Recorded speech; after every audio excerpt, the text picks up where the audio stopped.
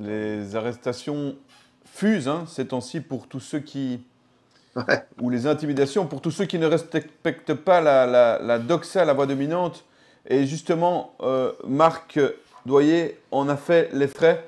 J'ai le plaisir d'accueillir Marc Doyer, porte-parole de Verity France, qu'on avait rencontré à l'université d'été résistante, qui a perdu son épouse Morissette à cause de la vaccination. Ça, tu nous réexpliqueras. En 2022. Bonjour Marc. Bonjour. Alors réexplique pour tous ceux qui ne te connaîtraient pas un peu ton parcours et aujourd'hui, pourquoi on expliquera pourquoi on en vient à te réinterviewer dans le cadre d'une descente chez toi, comme il y en a de plus en plus en fin de compte, d'une descente assez lourdement, je veux dire, ils étaient bien équipés. Mais Oui. voilà, rappelle à tous ceux qui ne savent pas le parcours, et aussi le parcours de souffrance que tu as connu, et qu'est-ce que tu dénonces aujourd'hui, notamment par rapport à la vaccination. Oui. Bah, moi, je suis le porte-parole de l'association Verity France, donc c'est une association qui recueille et qui dénonce et qui se bat pour la reconnaissance des effets secondaires en France. Alors moi-même, mon épouse Morissette, environ 15 jours après la deuxième dose de vaccination, a développé une maladie extrêmement rare, la maladie Creutzfeldt-Jakob. Donc aujourd'hui, à titre perso, j'ai obtenu du tribunal judiciaire de Paris une expertise médicale parce qu'il y a des incohérences dans son dossier. Par exemple, pour faire simple, le spécialiste de la maladie de Creutzfeldt-Jakob en France, qui pourtant est un pro-vax, dit qu'il n'est pas impossible que ça ait déclenché la maladie qu'elle avait en elle. Enfin bon, ça, ce sera à l'expertise, aux experts de le dire. D'autres, tels que le professeur Montagnier, disaient que ça pouvait créer des formes de maladies à prions. Enfin, toujours est-il que, voilà, après 8 mois de souffrance, elle et moi, alors moi, à essayer de la sauver dans mon salon parce que j'ai jamais accepté qu'elle soit hospitalisée. Malheureusement, elle est décédée au mois de mai, ça fera maintenant 2 ans. Et depuis, je me bats et c'est vrai que j'essaye d'alerter les pouvoirs publics. J'avais déjà précédemment laissé 2 messages par la voie de SMS à Emmanuel Macron pour lui demander qu'il prenne très au sérieux ce sujet. Et là, le 6 avril, dans un élan, alors on pourra appeler ça comme on veut, un coup de gueule, un énième appel au secours, je me suis décidé à décrocher mon téléphone et à lui laisser un message vocal dans lequel je lui disais quand est-ce que vous allez prendre conscience qu'il y a des effets secondaires? Est-ce que vous attendez d'être vous-même malade ou est-ce que vous attendez que votre épouse soit malade? Et à ça, je rajoutais un trait d'humour un peu provocateur, je l'avoue. On était dans le contexte où quelques jours avant, Emmanuel Macron s'était mis en scène avec des gants de boxe et les muscles grossis sur Photoshop. Bon, j'avais trouvé ça un petit peu indécent, choquant pour un président de la République. Jamais on a vu ni Mitterrand, ni Chirac, ni De Gaulle faire ce genre de mise en scène. Donc, j'ai considéré qu'à partir du moment où le président de la République, Emmanuel Macron, le faisait, il pouvait accepter aussi que du coup les citoyens sortent un peu du protocole. Et je ne voyais pas en quoi il était mal pour moi de lui laisser un message sur son téléphone portable que j'avais. Voilà. Oui, Marc, juste petite précision, comment as-tu fait pour avoir le numéro d'Emmanuel Macron? Mais parce que je m'en suis jamais caché, moi, j'ai participé à différents mouvements citoyens et il se trouve qu'à un moment donné, avant qu'Emmanuel Macron soit président de la République, je l'ai croisé en tant que candidat. Je connaissais des gens autour de lui, je connaissais les équipes. Donc c'est un numéro de téléphone qui m'a été communiqué parce que j'ai participé à une période de ma vie au mouvement En Marche. Voilà, que j'ai quitté très rapidement parce que j'étais en désaccord avec leur politique finalement. Est-ce que SMS, quand tu avais envoyé 2 SMS avant, tu avais eu des réponses? Non, jamais, non, pas de réponse. Et là, donc, la fin de mon message, c'était de dire, bah écoutez, comme je vous vois vous mettre en scène et que vous, apparemment, vous voulez boxer, l'esprit, c'était ça, mais dans quelques jours, je sortirai le message exact parce que beaucoup de médias français ont dit n'importe quoi à ce sujet. En gros, je disais, bah écoutez, comme vous voulez, vous allez, si vous, demain, moi, dans l'esprit, c'était de dire, en gros, je pense que vous ferez pas le poids vis-à-vis de Poutine, mais à aucun moment dans le message, il y a une menace de mort. À aucun moment, il y a des propos qui ont été révélés, entre guillemets, par des journaux tels que Libération, 20 minutes. Je ne sais pas où ils ont eu les infos, mais visiblement, ils n'ont pas les bonnes sources. Donc voilà, donc le 6 avril, je laisse ce message. 11 jours après, mercredi donc dernier, vers 6 heures du matin, d'un seul coup, il y a un bruit infernal. J'entends du bruit, les chiens se mettent à aboyer. Dans un premier temps, je pense que je suis victime d'une agression parce que j'entends pas les policiers s'annoncer police. Et là, il débarque chez moi en passant par une fenêtre alors qu'il était pas verrouillée, donc il l'ouvre violemment. Il y a des pots de fleurs par terre, de la terre partout. Mais moi, surtout, comme je pense que je suis agressé et que bon, bah, il se trouve que je suis chasseur, donc chez moi, il y a des armes de chasse.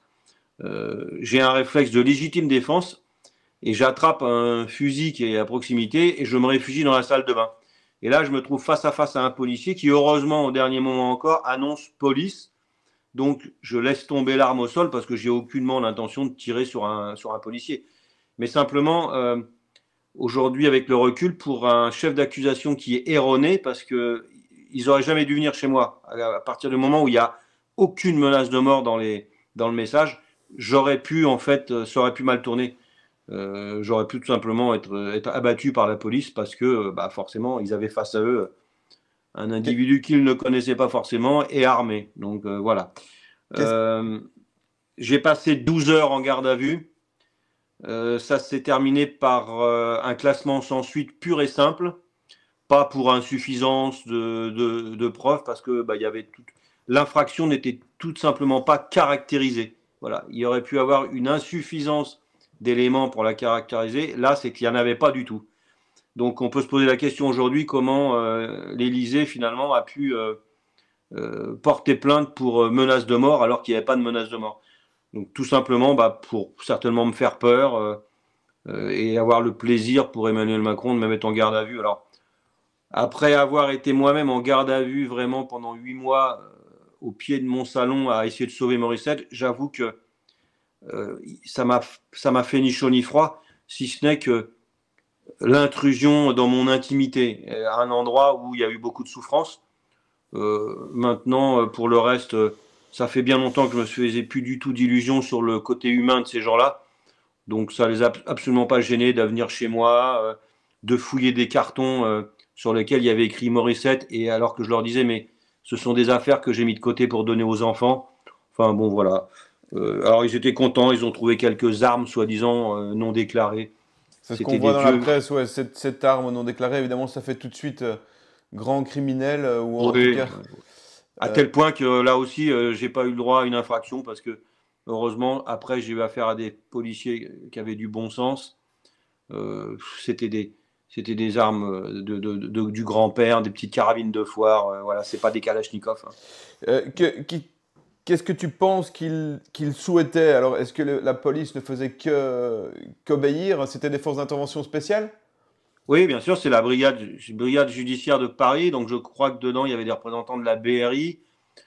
C'est une brigade criminelle et antiterroriste. Donc, je pense que je sais pas, en fait. Je pense qu'effectivement, on a voulu me faire peur, marquer le coup. C'est certainement encore un excès d'autorité du président de la République pour dire c'est moi le chef. Marc Doyer il commence à m'emmerder, puisque c'est un de ses mots, hein. Il avait très envie d'emmerder les non-vaccinés, sauf que là, il s'est trompé. Moi, je suis vacciné. Donc, mais visiblement, il veut aussi emmerder les vaccinés qui ont perdu des proches ou qui sont malades ou victimes d'effets secondaires, puisque le gros problème quand même de la France aujourd'hui, c'est qu'on est un des seuls pays qui ne reconnaît pas les effets secondaires, alors que l'Allemagne l'a fait, le Japon, les États-Unis, ça sort partout sauf chez nous. En Belgique Donc, aussi, à ma connaissance, en termes de reconnaissance d'effets secondaires, on n'est pas loin non plus.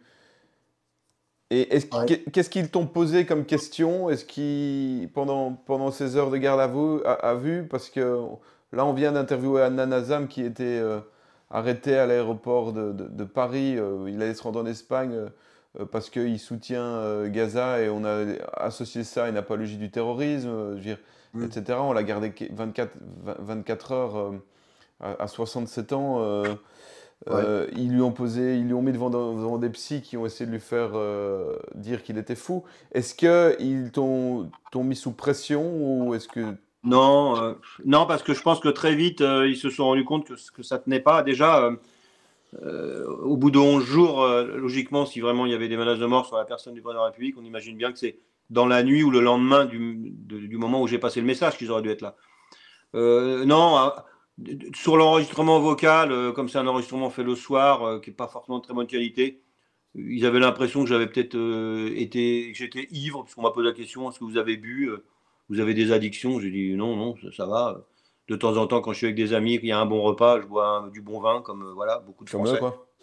Ouais, voilà, mais bon, à part ça, mais ça, j'ai tout de suite balayé ça du revers de la main. Après, ça a été des questions sur comment, quelles étaient vos intentions. Donc, moi, très vite, on a réécouté le message ensemble. Et là, au bout de 3 minutes, j'aurais dit, mais c'est une plaisanterie.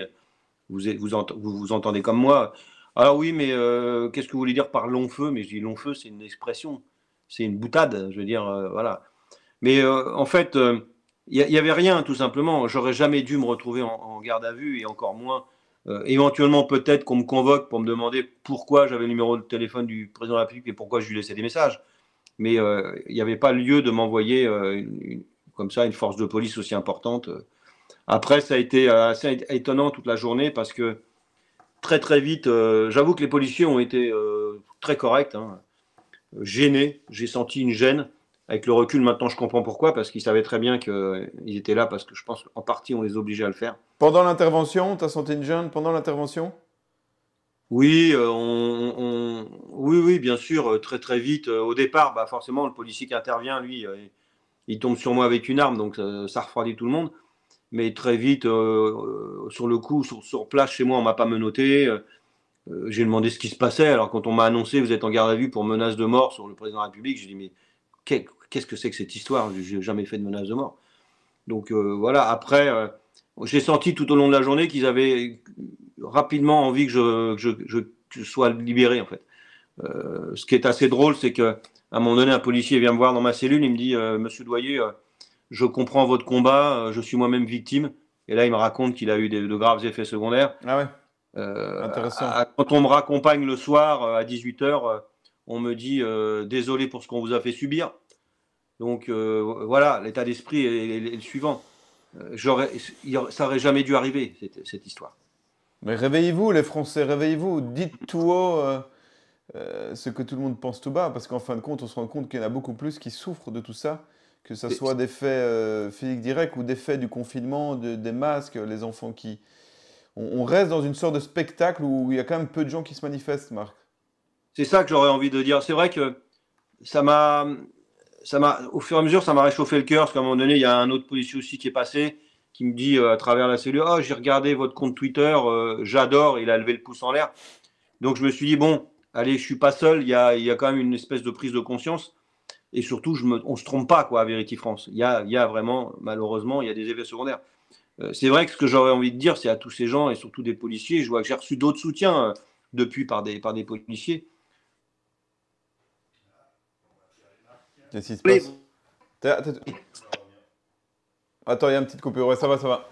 oui, Tu te parlais oui, des oui, policiers. j'ai envie de dire effectivement aux médecins, aux juges, aux policiers, au personnel médical, mais maintenant, On peut pas voir les commentaires sinon?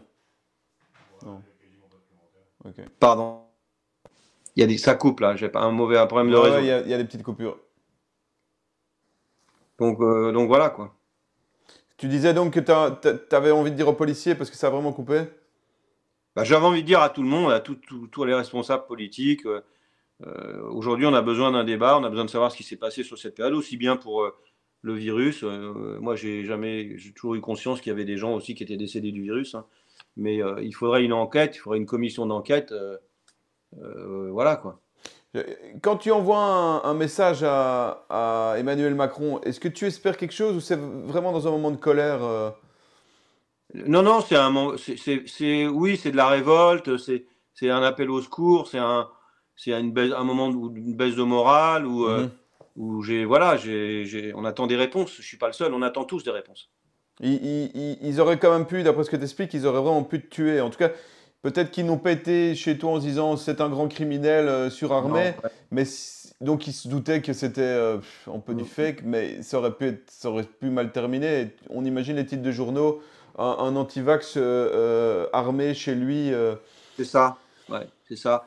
C'est ça, alors que bon, il savait très bien, bon, je suis chasseur, j'ai un permis de chasse, donc mes armes sont référencées sur un site de l'État qui s'appelle le SIA. J'ai un numéro de SIA, toutes les armes de chasse sont dessus. Donc ils savaient qu'ils venaient avec des armes, mais après, je peux comprendre qu'ils ne savent pas dans quel état d'esprit je peux être déprimé, je peux avoir envie de mourir, Ok, mais toujours est-il que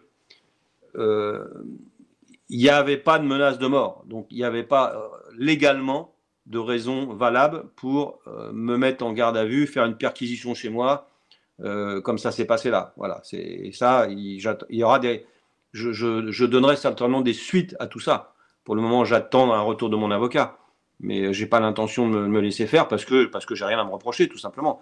Et même si je mène un combat qui pour beaucoup est reconnu et pour d'autres qu'ils ne comprennent pas et voire qui veulent me combattre ou me nuire à cause de ça, ça peut se faire dans les règles. Voilà, on peut. Moi, c'est ce que je regrette aujourd'hui en France, c'est que il n'y a plus de débat possible. Voilà, on voit bien qu'il y en a certains, et malheureusement proches de Macron, qui veulent une sorte de pensée unique, et dès que vous n'êtes pas d'accord avec eux, c'est anti-vax, complotiste, pro-Poutine, extrémiste, antisémite, j'en passe, et des meilleurs. Ça devient intolérable. Donc, moi, je veux me battre avec les mots. J'ai jamais eu l'intention de prendre les armes et d'agresser qui que ce soit. En tout cas, merci Marc Doyer pour avoir répondu si rapidement à notre invitation. Je rappelle que Verity France fait un combat exceptionnel. Allez sur leur site, soutenez-les et soutenez aussi la presse libre qui donne la parole à des personnes comme Marc Doyer qui sont caricaturées dans les médias de masse pour qu'on assimile ceux qui dénoncent les effets secondaires des vaccins à des demi-fous ou tout ce que tu as cité. Voilà, soutenez Verity France et tous ceux qui essaient de se battre pour la vérité, tout simplement, et les médias alternatifs comme nous, on en a besoin. Et pardon, si je peux me permettre de rajouter une chose, ce qui est aussi grave dans cette affaire, c'est que depuis maintenant 3-4 jours, les médias dont j'ai cité les plus importants, donc Libération, 20 minutes, ont menti. Donc je vais aussi leur demander des comptes cette fois, c'est pas la première fois, mais cette fois ils ont menti sur des faits extrêmement graves, donc sur le contenu du message que j'aurais laissé. Donc ce ne sera pas sans suite par contre. Ça. Ils se permettent tout. En tout cas, on est là. S'il faut témoigner de la suite de l'affaire, on est toujours là comme média. Merci Marc Doyer. Merci à vous. Merci. À très bientôt et courage dans ton combat. Merci beaucoup, à bientôt, au revoir. À bientôt.